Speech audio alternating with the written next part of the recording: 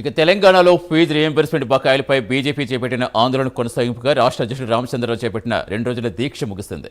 BJP రాష్ట్ర కార్యాలయంలో MP Laxman రామచంద్రరావుకు నిమ్మరసం ఇచ్చి దీక్ష విరమింపు చేశారు. 15,000 కోట్ల ఫీజు రియంబర్స్మెంట్ బకాయిలు వెంటనే రిలీజ్ చేయాలని డిమాండ్ చేస్తూ ఫీజు బకాయి బీజేపీ లడాయి పేరుతో ఈ దీక్ష చేపట్టారు. 2 రోజు కూడా పెద్ద సంఖ్యలో విద్యార్థులు బీజేపీ శ్రేణులు దీక్షకు సంఘీభావం తెలిపారు.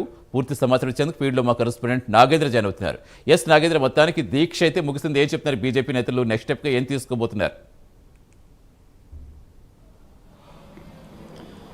Thank you Satish. ప్రస్తుతం తెలంగాణ రాష్ట్రంలో కాషాయ పార్టీ ప్రజా సమస్యల ఎజెండాగానే ప్రస్తుతం బీజేపీ రాష్ట్ర నాయకత్వం అంతా కూడా వరుసగా కార్యక్రమాలను తీసుకుంటున్నటువంటి పరిస్థితి మనకు కనిపిస్తుంది. ఎందుకంటే గతంలో రైతులకు సంబంధించినటువంటి అంశాన్ని తీసుకుంటూ రైతు గోసా బీజేపీ భరోసా అనేటటువంటి కార్యక్రమాన్ని కూడా గతంలో నిర్వహించింది. దాంతోపాటు ప్రస్తుతం విద్యార్థులకు సంబంధించినటువంటి సమస్యలను ప్రధాన ఎజెండాగా తీసుకుంది. దాంట్లో ప్రధానంగా విద్యార్థులకి రాష్ట్ర ప్రభుత్వం ఇవ్వాల్సినటువంటి ఫీజు బకాయిలకు సంబంధించినటువంటి అంశం ఎజెండాగానే గత నెల రోజుల నుంచి రాష్ట్ర వ్యాప్తంగా ఆందోళన కార్యక్రమాలు చేయడం కానీ విద్యార్థులకు సంబంధించినటువంటి సంతకాల సేకరణ కార్యక్రమం కూడా నిర్వహించారు. దాంతోపాటు మరొక వైపు ప్రభుత్వం పైన మరింత ఒత్తిడి తీసుకురావడంలో భాగంగా నిన్నటి నుంచి ఈ రోజు వరకు అంటే 2 రోజుల పాటు బీజేపీ రాష్ట్ర కార్యాలయంలో రాష్ట్ర అధ్యక్షులైనటువంటి రామచంద్రరావు నిరాహార దీక్ష చేపట్టడం జరిగింది. ముఖ్యంగా ఈ 2 రోజుల నిరాహార దీక్ష యొక్క ప్రధాన ఎజెండా వెంటనే ప్రభుత్వం విద్యార్థులకు బకాయిలు చెల్లించాలనేటటువంటి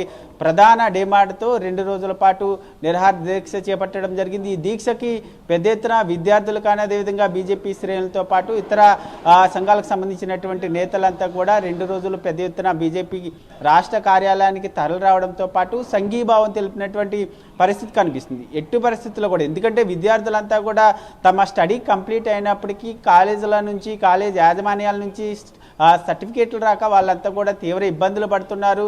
అందుకే వెంటనే రాష్ట్ర ప్రభుత్వం బకాయి పడ్డటువంటి 15,000 కోట్లు వెంటనే చెల్లించాలంటూ కూడా ప్రధానంగా వాళ్ళు డిమాండ్ చేస్తున్నటువంటి ఈ దీక్షతో అయినా ప్రభుత్వంలో చలనం రాకపోతే వచ్చేటటువంటి అసెంబ్లీ సమావేశాలను ముట్టడిస్తామంటూ కూడా దీక్షా వేదికగానే హెచ్చరించడం జరిగింది. ముఖ్యంగా ఈ మంత్ ఏదైతే సెప్టెంబర్ మంత్ నుంచి 7వ తేదీ నుంచి అసెంబ్లీ సమావేశాలు ప్రారంభం కాబోతున్నటువంటి తరుణంలో 7వ తేదీ లోపు ఈ విద్యార్థులకు సంబంధించినటువంటి ఫీజు బకాయిలు మాత్రం విడుదల చేయకపోతే మాత్రం 7వ తేదీన అసెంబ్లీని ముట్టడిస్తామంటూ కూడా చెప్తున్నటువంటి పరిస్థితి. ముఖ్యంగా విద్యార్థులకు సంబంధించినటువంటి అంశమే కాదు, ప్రజలు ఎదుర్కొంటున్నటువంటి ప్రతి సమస్య పైన కూడా బీజేపీ నేతలు యాత్రలతో పాటు దీక్షలు చేపట్టేందుకు సిద్ధమవుతున్నారు. దానిలో భాగంగా మరొకసారి 5 లేదా 6 నెక్స్ట్ మంత్ 5 లేదా 6 ఈ 2 తేదీల్లో ఇందిరా పార్క్ వేదికగా మరొకసారి 2 రోజుల పాటు మరొకసారి నిరాహార దీక్ష చేపట్టేందుకు సిద్ధమవుతున్నారు. ఆ దీక్ష యొక్క ప్రధాన ఎజెండా రాష్ట్రంలో ఉన్నటువంటి